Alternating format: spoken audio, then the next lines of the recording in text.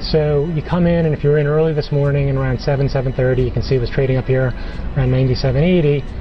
By the time we were running the morning meeting, it was already in the 97.30 area. And what we discussed was this idea: if the first move was to the downside, and it kind of took out this opening price from the day before, and took out this kind of after-hours reaction, let's get short. And so that's kind of how I traded it. First move showed some weakness, shorted it in the 96.80 area, 96.70s right here. There was one little spike back up to the 95 area to kind of make you not feel comfortable, but by 9:45 the stock was below the half, and this is where kind of the intraday trade management comes into play. So you have the opening drive to the downside, and now it's holding and consolidating below a very clear, well-defined level. If we go to the 5-minute, we can see, so I noticed this the first time it comes down and starts holding below this area here, like, wow, this is 15 minutes, it's holding below the level, makes a new low.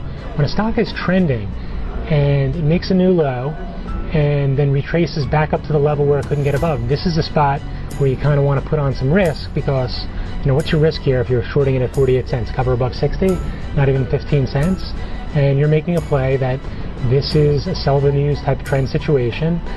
Your confirmation is when it finally starts to hold at lower prices, which is right around 96.20.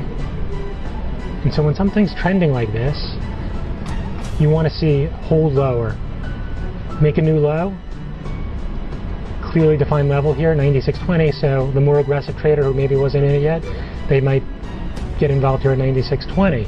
And then your confirmation for the kind of the end of the day, closes at the low probably, is right at the end of the day if it takes out the low and you get an increase in volume. So that's from an intraday perspective. So opens above yesterday's high, completely engulfs the price action from the prior 3 days, closes at the low. It would be unusual for it not to come down and test the support here around 93.5.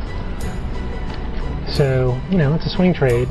And for those who, you know, are looking for a bigger kind of move, if it gets below 93.5, maybe it comes all the way back down, and the post split low was right down here at 89.80 or so.